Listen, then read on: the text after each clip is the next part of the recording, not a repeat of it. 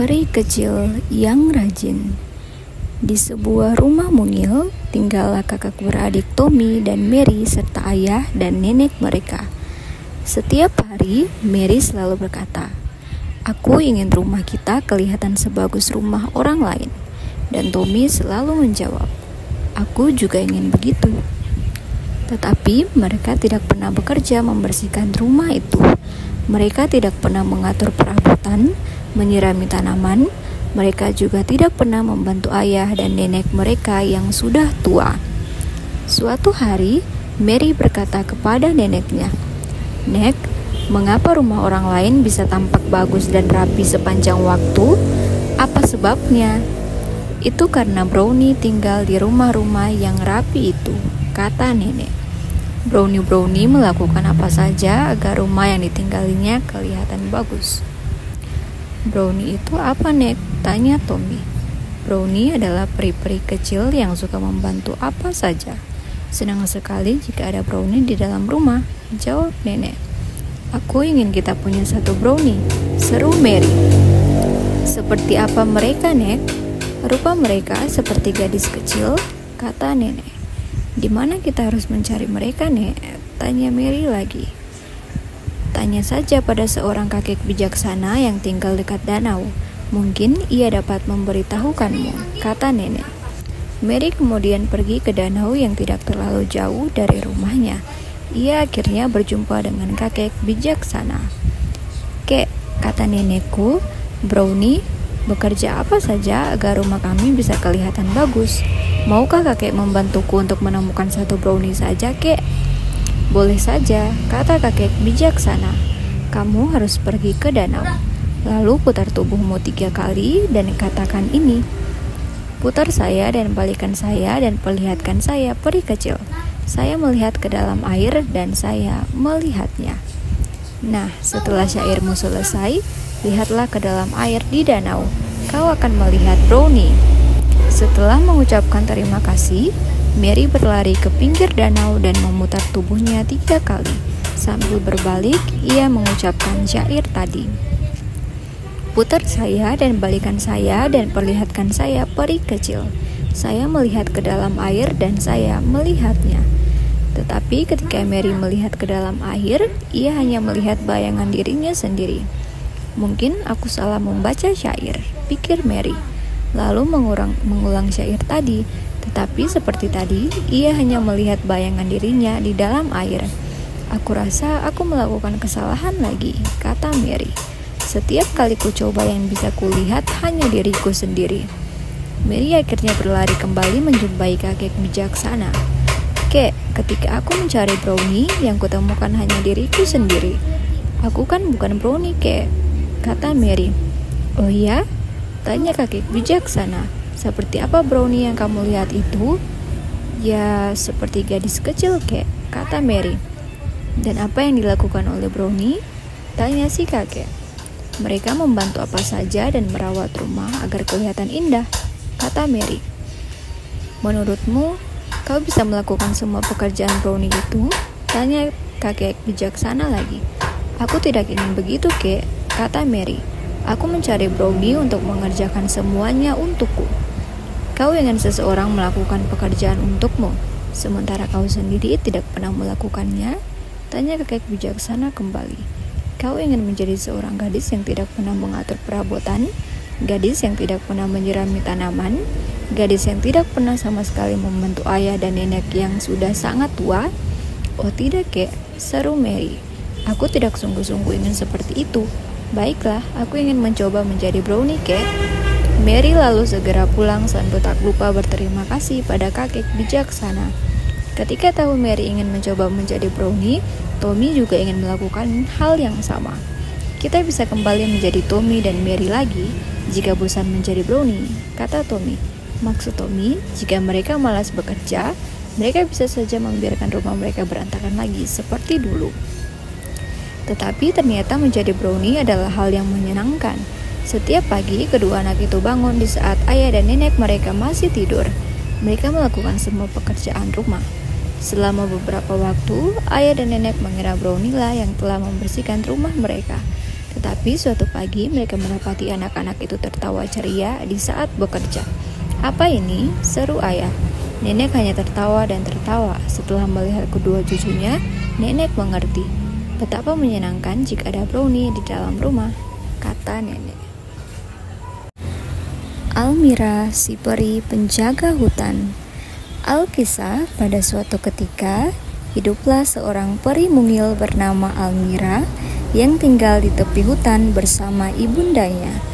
Keluarga peri tersebut bekerja sebagai penjaga hutan. Biasanya, tugas tersebut dilakukan oleh sang ibunda. Ketika sang ibunda sakit, tugas menjaga hutan diserahkan kepada Almira. Menurut sang ibunda, pada akhirnya Almira lah yang kelak akan menggantikan tugasnya. Oleh karena itu, tak ada salahnya Almira mulai belajar untuk menjaga hutan. Terpaksa, Almira pun menerima tugas itu. Kemudian, sang ibunda memberikan tongkat ajaib yang biasa digunakan untuk bekerja. Melihat tongkat itu, Almira pun merasa sangat bahagia karena sebenarnya sejak kecil ia ingin memegang tongkat ajaib milik ibunya. Belum lagi menggunakan tongkat itu artinya ia bisa membantu hewan-hewan di hutan. Saat Almira masih kecil, ia pernah melihat ibunya membantu hewan menggunakan tongkat ajaib itu. Di antaranya ada rusa yang terluka, ada burung yang jatuh dari sarangnya di atas pohon, burung yang tersesat, dan singa yang terkena jebakan pemburu. Dengan senang hati, Almira menerima tongkat ajaib itu dan menyimpannya dengan baik. Ia sudah tidak sabar untuk bisa menggunakannya esok hari karena menjalankan tugasnya. Keesokan harinya, peri mungil itu berpamitan pada ibunya untuk berangkat bekerja. Ia langsung berkeliling hutan untuk memeriksa beberapa hewan. Tak berapa lama kemudian, ia melihat seekor jerapah yang tengah melintas. Oh tidak! Betapa kasihannya jerapah itu. Jerapah itu berjalan dengan penuh kepayahan karena memiliki leher yang panjang. Aku akan membantunya agar ia bisa berjalan lebih cepat dengan membuat lehernya menjadi pendek, gumam Almira. Dengan cepat, Almira menggerakkan tongkat ajaibnya dan membuat leher jerapah menjadi lebih pendek. Ketika peri kecil itu beranjak pergi, sang jerapah terlihat memiliki kebingungan karena lehernya menjadi lebih pendek. Setelah pertemuannya dengan jerapah, Almira kemudian bertemu dengan seekor gajah. "Halo gajah," sapa Almira dengan ceria. "Halo peri hutan," jawab sang gajah seraya menggerakkan belalainya tanda bahagia. Namun, sang peri mungil justru mengira kalau gerakan itu mengganggu sang gajah. "Belalaimu kenapa panjang sekali gajah? Kasihan kau, penglihatanmu pasti terganggu. Tenang saja, aku akan membantumu dengan menghilangkan belalaimu itu," ujar Almira, kemudian langsung menggerakkan tongkat ajaibnya. Di waktu yang bersamaan, belalai gajah perlahan melesak ke dalam. Jika ada yang melihat si gajah, tentu akan merasa keheranan karena dia tidak memiliki belalai. "Belalaiku, apa yang terjadi pada belalaiku?" teriak gajah karena panik dan ketakutan. Namun, saat itu Almira si peri mungil penjaga hutan sudah beranjak pergi. Tak beberapa lama kemudian, ia bertemu dengan harimau. "Wah, harimau, kenapa cakarmu panjang dan tajam?" Bunda bilang kuku itu seharusnya tak boleh panjang karena nantinya akan menjadi sarang kuman. "Oleh karena itu, aku akan membuat cakarmu menjadi pendek selamanya, ya harimau?"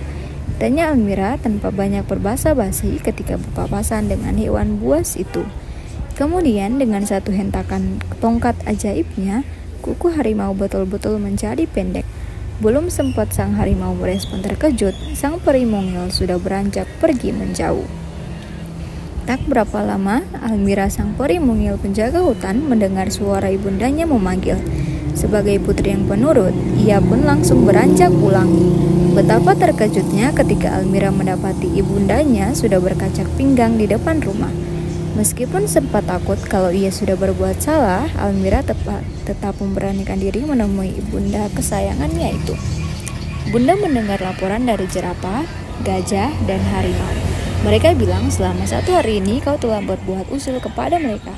Kau menyihir leher jerapah menjadi lebih pendek, kau melenyapkan belalai gajah, bahkan gara-gara ulahmu, Harimau pun sampai kehilangan cakarnya, ujar sang ibunda dengan tegas. Tapi Bunda, Almira tidak bermaksud jahat, jawab sang peri mungil seraya menundukkan kepalanya. Ia pun menjelaskan satu persatu alasannya mengapa mengubah hewan-hewan tersebut menggunakan tongkat ajaibnya. Bunda tahu kamu memiliki niatan baik, namun kamu juga harus tahu Almira, kalau bagian tubuh dari masing-masing hewan itu sebenarnya memiliki kegunaannya masing-masing. Leher panjang jerapah sangat berguna untuk mengambil daun-daun yang terletak pada pucuk batang pohon yang tinggi. Kini karena kamu menyihirnya menjadi pendek, ia tak bisa meraih daun-daun tersebut, ucap Bunda menjelaskan. Sementara belalai gajah berguna untuk mencabut rumput dan mengambil air untuk memasukkannya ke dalam mulut. Tanpa belalai, gajah tak akan bisa makan dan minum dengan mudah. Sedangkan cakar harimau yang panjang dan tajam, tapi kini kau potong itu berguna untuk menangkap mangsa. Kini ia tak bisa melakukan hal itu lagi. Kalau hal itu dibiarkan, bisa-bisa mereka mati nantinya. Lanjut Bunda. Betapa terkejutnya Almira ketika mendengar penjelasan dari sang ibunda. Ia tak menyangka bahwa upayanya untuk menolong jerapah, gajah, dan harimau itu justru bisa mencelakai mereka. Tanpa menunggu lama, ia pun langsung meminta maaf pada Bunda. Maafkan aku Bunda, aku tidak menyangka kalau yang aku lakukan justru mencelakai hewan-hewan di hutan. Aku sama sekali tak berniat untuk menyakiti mereka, ucap Almira dengan isak tangis. Bunda sudah memaafkanmu nak, kini kau harus segera menemui jerapah, gajah, dan harimau. Kemudian kembalikan mereka seperti semula. Jangan lupa untuk meminta maaf juga kepada mereka atas semua yang telah kau lakukan, ujar Bunda bijaksana. Almira pun langsung menghapus air matanya seraya mengangguk. Kemudian tanpa menunggu lama, Almira berpamitan kepada Bunda dan kembali menemui ketiga hewan yang sudah ia ubah penampilannya. Pertama, Almira menemui sang jerapah berleher pendek. Ia pun langsung meminta maaf karena tak memahami bahwa leher panjangnya berguna untuk sang jerapah makan daun dari pucuk pohon yang tinggi. Sesudahnya, Almira menganyukan tongkat ajaibnya dan mengembalikan leher jerapah seperti semula. Setelah itu, Almira juga menemui gajah yang tak memiliki belalai dan harimau yang kehilangan cakar tajamnya. Sama seperti sebelumnya, sang peri mungil meminta maaf atas ketidakpahaman sebelumnya. Kemudian tak lupa ia menjentikan tongkatnya dan mengembalikan sang gajah dan harimau seperti semula. Kini semua hewan kembali bahagia dan Almira mendapatkan semakin banyak ilmu untuk menjadi peri hutan yang baik. Sang penyihir dan buku sihir yang hilang. Pada suatu waktu di kerajaan yang jauh, hiduplah seorang penyihir hebat bernama Agnar. Agnar adalah seorang penyihir bijaksana yang memiliki kekuatan untuk mengendalikan elemen alam. Ia juga menjaga sebuah buku sihir yang sangat berharga yang berisi mantra-mantra paling kuat di dunia. Suatu hari, ketika Agnar sedang melakukan meditasi di dalam menara penyihirnya, terdengarlah suara keras dari luar. Sesosok pria misterius yang dikenal sebagai Malachi muncul di depan pintu menara. Malachi adalah seorang penyihir jahat yang dikenal dengan ambisinya untuk mendapatkan kekuatan yang lebih besar. Malachi berkata, "Hai Agnar, aku datang untuk mengambil buku sihirmu. Serahkan padaku sekarang." Agnar menjawab, "Malachi, aku tahu tujuanmu yang jahat. Tidak akan kuizinkan kamu mengambil buku ini. Kamu harus berhenti sekarang juga." Malachi kemudian tertawa. "Oh Agnar, kamu sangat naif. Aku tak peduli dengan kata-katamu. Aku akan mengambil buku ini dengan paksa." Tak lama setelah itu, Malachi melepaskan mantra gelapnya mencoba menyerang Agnar. Namun, Agnar dengan cepat mengeluarkan mantra pelindung untuk menghalau serangan Malachi. Agnar berkata, "Kekuatanmu tidak akan berhasil, Malachi. Kau tidak mampu mengalahkanku." Malachi menjawab, "Kita lihat saja, Agnar." Mereka berdua terlibat dalam pertempuran sengit, memancarkan energi sihir yang hebat. Namun, pada akhirnya, Agnar berhasil mengalahkan Malachi dan membuangnya jauh-jauh. Agnar berkata, Kamu tidak akan bisa melawan kebaikan Malachi, sekarang pergilah. Setelah pertempuran, Agnar menyadari bahwa buku sihirnya hilang. Ia menyelidiki menara penyihirnya dan memeriksa setiap sudut. Agnar berkata, buku ini tak mungkin menghilang begitu saja. Seseorang pasti mencurinya. Tiba-tiba, Agnar teringat bahwa dia tidak sendirian. Dia memanggil asistennya, seorang peri bernama Elara. Agnar berkata, Elara, buku sihirku hilang. Kau melihat sesuatu yang mencurigakan di sini? Elara menjawab, maaf Tuan Agnar, aku tidak melihat siapapun masuk ke dalam menara. Agnar menjawab, baiklah, kita harus mencari tahu siapa yang melakukan ini. Buku sihir ini tidak berisi kekuatan yang sangat besar dan tidak boleh jatuh ke tangan yang salah. Mereka berdua mulai menyadari dan mencari petunjuk di sekitar menara penyihir. Mereka berbicara dan berdiskusi saat mereka mencari. Elara berkata, mungkin ada seseorang yang ingin menggunakan kekuatan buku sihir ini untuk kepentingan pribadi mereka. Agnar menjawab, sepertinya begitu. Kita harus segera menemukan buku ini sebelum kekuatannya disalahgunakan. Malam harinya, mereka menemukan petunjuk yang mengarah ke sebuah gua tersembunyi di tengah hutan. Agnar berkata, Elara, lihat, petunjuk ini mengarah ke gua tersembunyi di hutan. Itulah tempat buku sihir mungkin berada. Mereka memasuki gua dengan hati-hati dan menemukan seorang pria tua dengan jubah hitam yang duduk di sana. Pria tua itu adalah Malachi yang kembali dengan rencana jahatnya. Malachi berkata, hahaha, akhirnya buku sihir ini akan menjadi milikku. Agnar menjawab, Malachi, kita sudah mengalahkanmu sekali dan kami akan melakukannya lagi. Serahkan buku itu sekarang. Malachi berkata, kalian tidak akan menghalangi rencanaku kali ini. Mereka bertiga terlibat dalam pertempuran hebat di dalam gua, sementara api dan angin berputar-putar di sekitar mereka. Agnar dan Elara saling melindungi satu sama lain menggunakan mantra mereka dengan bijaksana. Pada akhirnya, Agnar berhasil memanfaatkan kekuatan elemen alam untuk mengalahkan Malachi sekali lagi. Malachi terjatuh ke lantai, lemah dan terkalahkan. Agnar berkata, Malachi, akhirnya kau kalah. Kami akan memastikan bahwa kau tidak akan melarikan diri lagi. Elara kemudian berkata, sekarang mari kita ambil buku sihir ini dan kembalikan ke tempatnya yang sebenarnya. Mereka mengambil buku sihir dari Malachi dan melihat kekuatan magisnya bersinar terang. Mereka kembali ke menara penyihir dengan selamat dan meletakkan buku itu dengan aman di raknya. Agnar berkata, akhirnya buku sihir ini kembali ke tempat yang seharusnya. Kita harus lebih berhati-hati ke depannya. Elara menjawab, ya Tuan Agnar, kita harus menjaga buku ini dari siapapun yang berniat jahat.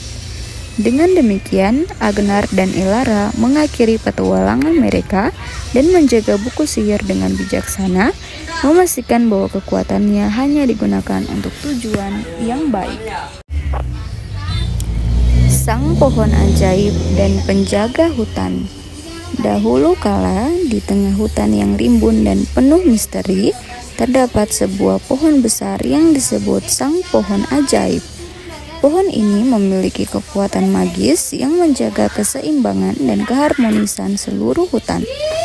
Pohon ajaib memiliki dua teman setia, yaitu penjaga hutan yang bijaksana dan seekor burung hantu bijak yang sering memberikan nasihat dan petunjuk. Suatu hari, ada seorang pria tamak bernama Raja Morko yang mendengar tentang keajaiban sang pohon ajaib. Ia sangat ingin memiliki kekuatan magis pohon itu untuk memperluas kekuasaannya. Raja Morko pun berangkat dengan pasukan besar menuju hutan untuk menemukan sang pohon ajaib. Ketika Raja Morko dan pasukannya tiba di hutan, penjaga hutan yang bijaksana menyadari bahwa mereka berada dalam bahaya. Ia dengan cepat mendekati sang pohon ajaib dan berkata, "Sang pohon ajaib." Raja Morko dan pasukannya mendekati hutan. Mereka berusaha mencari kekuatanmu untuk kepentingan pribadi. Kita harus berlindung dan mencari cara untuk menghentikan niat buruk mereka. Sang pohon ajaib menggoyangkan cabangnya dan menciptakan tirai tebal dari dedaunan untuk menyembunyikan hutan dari mata Raja Morko dan pasukannya. Sementara itu, burung hantu bijak menerbangkan dirinya dengan cepat untuk memantau gerak-gerik Raja Morko dari udara. Raja Morko yang tidak bisa menemukan sang pohon ajaib menjadi semakin marah dan bersumpah untuk tidak pergi sebelum mendapatkan kekuatan magis itu. Ia memerintahkan pasukannya untuk mencari di seluruh hutan tanpa menyadari bahwa hutan menyembunyikan diri dengan kekuatan sang pohon ajaib. Kita harus menghentikan Raja Morko sebelum dia menemukan sang pohon ajaib, ujar penjaga hutan dengan tegas. Sang pohon ajaib menjawab, "Benar penjaga hutan, kita harus menemukan cara untuk mengajari Raja Morko tentang kekuatan dan kebijaksanaan alam." Mereka berdua bekerja bersama-sama untuk merencanakan rencana mereka. Penjaga hutan dan sang pohon ajaib menciptakan ilusi suara dan gambar untuk menakuti pasukan Raja Morko. Mereka membuat suara angin ribut dan menampilkan bayangan hantu raksasa di antara pepohonan. "Mengapa kita terusir dari hutan ini?" teriak salah satu prajurit Raja Morko ketakutan. "Kita tidak bisa melawan kekuatan gaib ini. Kita harus segera pergi," seru prajurit lainnya. Raja Morko merasa frustasi dan marah karena gagal menemukan sang pohon ajaib. Akhirnya, ia memerintahkan pasukannya untuk mundur dan meninggalkan hutan. Setelah Raja Morko dan pasukannya pergi, penjaga hutan dan sang pohon ajaib merasa lega. Burung hantu bijak mendarat di dekat mereka dan berkata, "Kalian berdua sungguh brilian. Kekuatan alam dan persahabatan kalian berhasil mengalahkan niat jahat Raja Morko." Penjaga hutan tersebut tersenyum dan berkata, "Kita harus selalu menjaga hutan ini dan melindungi kekuatan magis sang pohon ajaib dari orang-orang yang berniat buruk." Sang pohon ajaib mengangguk setuju dan berkata, "Persahabatan kita adalah kekuatan terbesar kita. Bersama-sama kita akan menjaga hutan ini dan menginspirasi orang lain untuk menjaga alam." Sejak saat itu, hutan itu tetap aman dan tertutup dari orang-orang tamak. Sang pohon ajaib, penjaga hutan, dan burung hantu bijak terus bekerja sama untuk menjaga keseimbangan alam dan memastikan keharmonisan seluruh hutan. Mereka menunjukkan kepada dunia bahwa kekuatan persahabatan, kebijaksanaan, dan cinta terhadap alam adalah kekuatan yang sebenarnya, dan hidup bahagia mereka berlanjut di tengah-tengah hutan yang indah dan ajaib itu. Semut dan burung merpati. Pada suatu hari, ada seekor semut yang sedang mencari makan. Ia terpisah dari rombongannya hingga ke tengah hutan. Saat sampai di dalam hutan, ia pun kehausan dan menepi ke pinggir sungai untuk minum air sungai.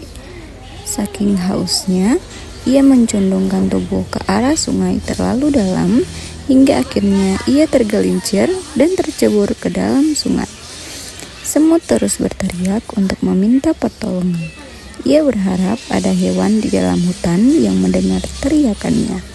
Sayangnya, teriakannya tersebut sama sekali tidak terdengar oleh hewan-hewan lainnya. Berhubung arus sungai pada saat itu sangat deras, maka tak heran kalau semut terbawa arus hingga ke tengah sungai yang agak dalam. Saat sudah tidak memiliki tenaga dan menyerah, ia masih tetap meminta tolong dengan suaranya yang semakin surut. Pada saat itu, terlihatlah seekor burung merpati yang sedang terbang di atas sungai dan melihat seekor semut yang sudah hampir tenggelam. Karena kasihan melihat semut yang sudah akan tenggelam, burung merpati itu pun menolong semut tersebut dengan cara menarik sehelai daun yang ada di pohon di dekatnya, lalu menjatuhkannya ke samping semut. Dengan sisa tenaga yang ia miliki, sang semut pun berusaha naik ke atas daun. Saat semut sudah naik ke atas daun, Burung merpati mendekat dan menggigit daun tersebut, lalu menyeretnya hingga ke tepi sungai. Alhasil, semut pun berhasil diselamatkan oleh burung merpati. Ia sangat berterima kasih kepada burung merpati karena telah menyelamatkan nyawanya dan berjanji kalau ia akan membalas kebaikannya di kemudian hari. Tak berapa lama berselang, sejak nyawa semut berhasil diselamatkan oleh burung merpati, di suatu hari semut yang sedang berjalan santai mencari makan melihat burung merpati tersebut. Burung merpati ternyata sedang asik bertengger di atas pohon, sehingga ia tidak melihat kalau ternyata ada seorang pemburu yang sudah mengincarnya dengan senapan. Semut yang berada di dekat lokasi tersebut melihat si pemburu yang sedang membidik burung merpati. Ia kemudian berlari sekencang mungkin dan sekuat tenaga menghampiri si pemburu. Ketika akan melepaskan tembakan ke arah burung merpati, semut dengan sigap langsung menggigit tangan pemburu. Karena merasa terkejut dan sakit, si pemburu melepaskan tembakan ke sembarang arah. Suara tembakan yang kencang terdengar oleh burung merpati dan membuatnya terbang menjauh dari pemburu. Semut pun juga ikut berlari menjauh dari pemburu tersebut. Keduanya pun berhasil melarikan diri dari ancaman si pemburu. Si burung hantu penjaga hutan. Suatu hari di hutan yang lebat, hiduplah si burung hantu, makhluk bijak yang menjadi penjaga hutan. Dengan bulu coklat tua dan mata tajamnya, ia selalu siap untuk menjaga dan melindungi kehidupan di hutan tersebut.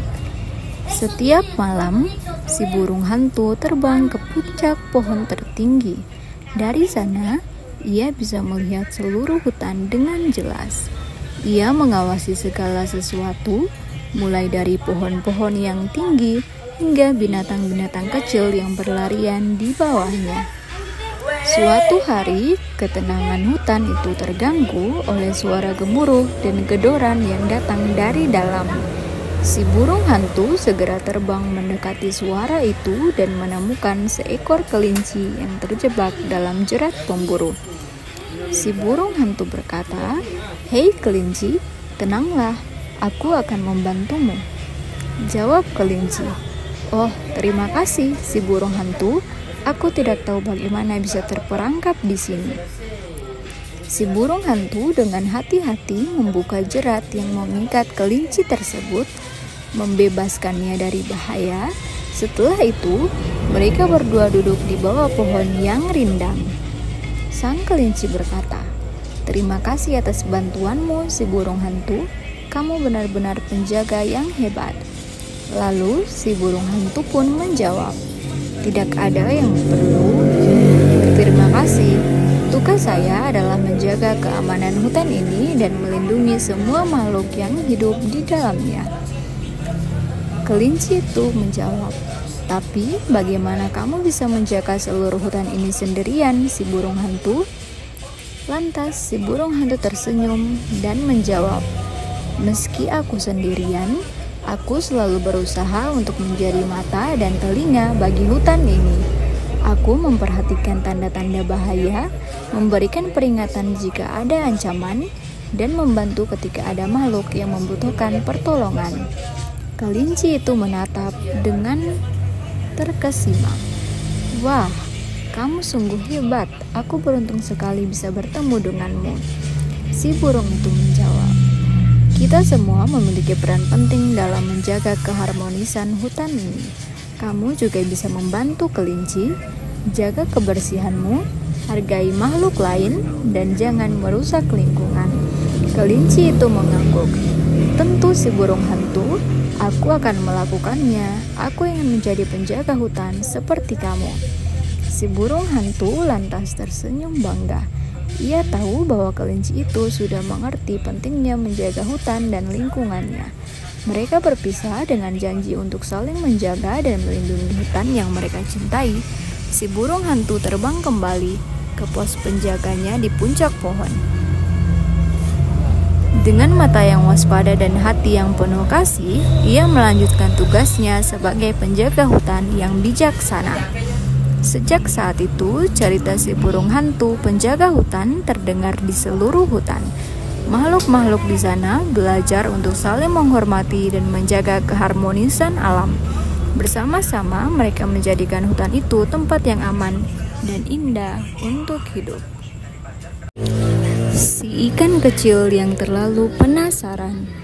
Dahulu kala, di dasar laut yang tenang, terdapat sebuah komunitas ikan yang hidup bahagia dan damai. Di antara semua ikan di sana, ada satu yang istimewa, yaitu si ikan kecil.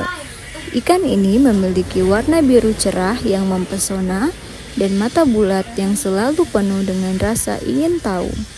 Si ikan kecil selalu ingin tahu segala sesuatu yang terjadi di dalam dan di luar lautnya. Ia sering bertanya kepada teman-temannya tentang hal-hal yang belum ia ketahui, dan kadang-kadang pertanyaannya membuat teman-teman sekelilingnya merasa lelah. Salah satu teman terdekat si ikan kecil adalah si kura-kura tua yang selalu bersikap bijak dan sabar. Suatu hari, si ikan kecil datang ke rumah si kura-kura tua dengan pertanyaan yang tak kunjung usai. Si ikan kecil mulai bertanya, "Si kura-kura tua, apa yang terjadi jika kita terlalu mendekati permukaan air?" Si kura-kura tua itu pun menjawab, "Anakku, jika kita terlalu mendekati permukaan air, kita bisa terkena bahaya. Serangan burung laut dan pukulan ombak bisa membuat kita terluka." Si ikan kecil mulai menjawab, "Oh, begitu ya. Terima kasih si kura-kura tua." Namun, beberapa hari kemudian, si ikan kecil kembali dengan pertanyaan yang berbeda. Si ikan kecil itu lantas bertanya, "Si kura-kura tua, mengapa warna air laut selalu berubah-ubah?"